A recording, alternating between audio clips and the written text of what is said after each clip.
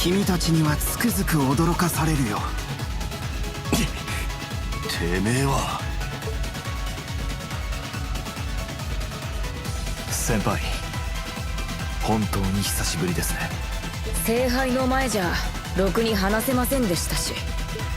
1年半ぶりか。はるか昔のような心地だが。ああ、その眼差し、そして尋常ならざる気配。例のやつ連れてるんでしょ、ジョルジュ。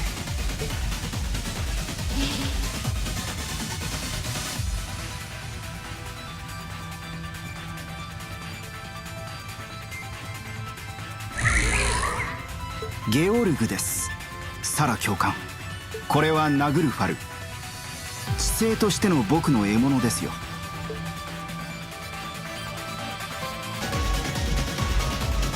やあ、来たか。熱き血潮の乙女たちよ。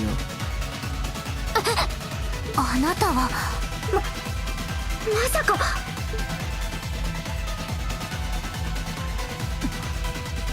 その仮面は。可能性を予測していました。とはいえさすがに悪趣味。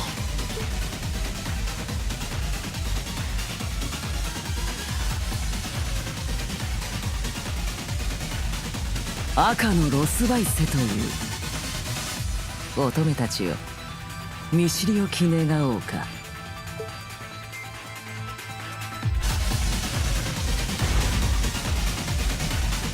やれやれ、予想通りか。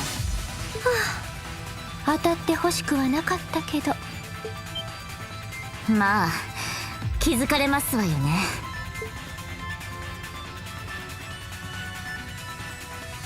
あの日以来マスターのなされようにお前が納得していないのは知っていた。でも本当に後悔しない？ここでたもとを分かつことになっても。するに決まってるでしょ。あなたたちのことだって。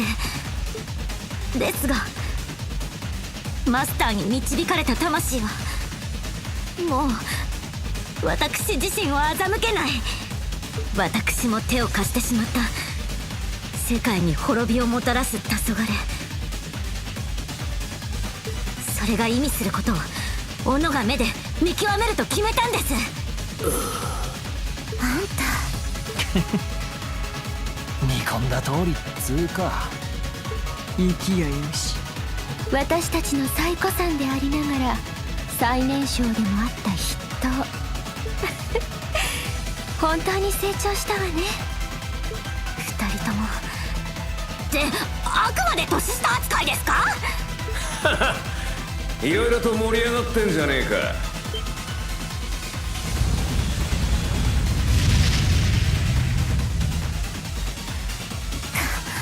火炎魔人マクバーン。まずったな。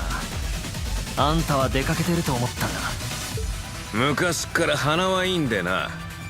美味しい匂いには敏感なんだよ、青の騎士。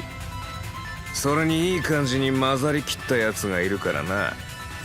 鬼と化し終末の剣を振るって黄昏を引き起こした張本人、灰色の騎士、いや灰色の鬼、リン・シュバルツァー。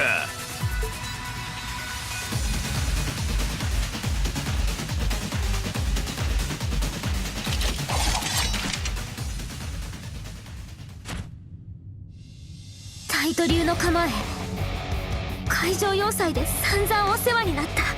それでも覚えていないんですね。私たちのことも自分の本当の名前も。ああ、私にあるのは偽りの名と刺激される役目のみ。叶うことなら枷を外して君たちに頬ずりしたいくらいだが。なんかクロウと違って全然変わってないような気が。それとは別に根本的なところで違いがあるみたいですね。ええ、魂魄の巡り方がクロウさんとは違うというか、言い換えれば私たちと変わりないですね。何？まさか青のジークフリード、それに聖女や両平王と違って。ああ、彼らと違って私は不死者というわけではない。だがこの仮面は私の行動を規定し、潜在能力を極限まで解放する。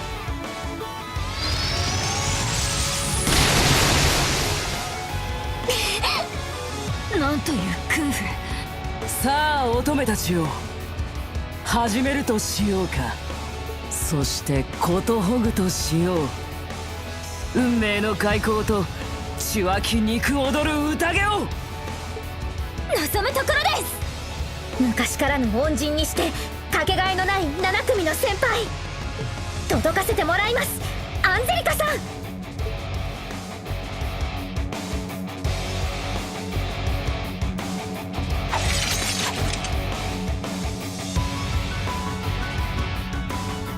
先輩、一つ聞かせてください。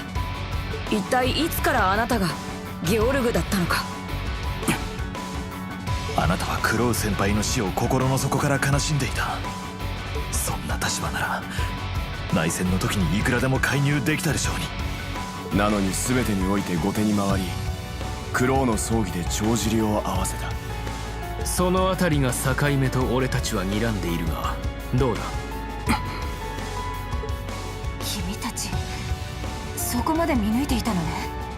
よくわからんが、それまでは別の記憶と人格だったってことか。ああ、考えてみればアルティナも攻防以前の記憶は消去されていた。そういった書き換えのような技術が黒の攻防にあるのなら。正解だ。クロウの死をトリガーに僕はゲオルグの記憶を取り戻した。そして偽りのジョルジュを演じながら君たちに接していたのさ。全ては黄昏を導くために、知性としての使命を全うするために。いろいろ言いたいことはありますけど、今は問答の時間じゃない。そこを通してもらうぞ、ジョルジュノーム。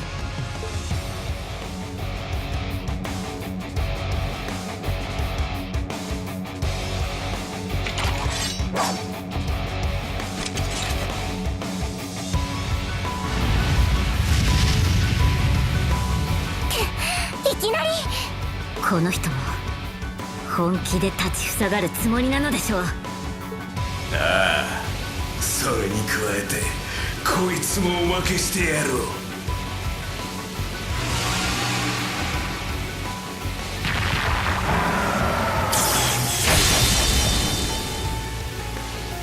魔剣アングバール。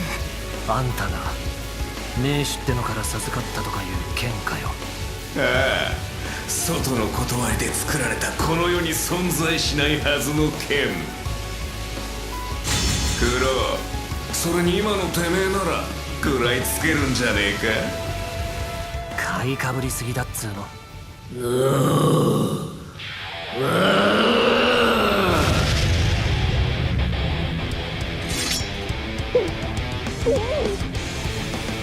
て、そろそろ始めましょうか。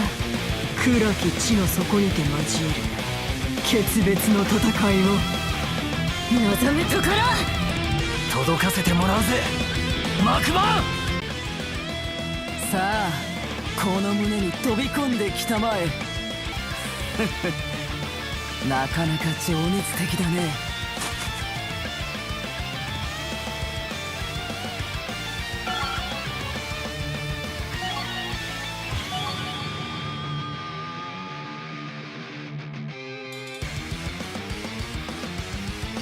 悪いけど君たちはここで終わりだ。やれやれ、ずいぶん粘るね。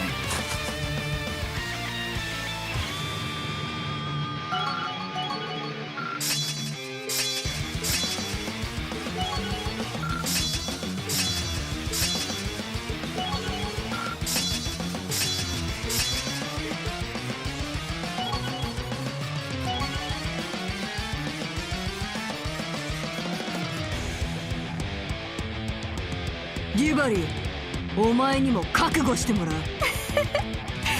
残念だけどここまでよ。煮えとしての力も見せてもらうぜ。たぎるじゃねえか。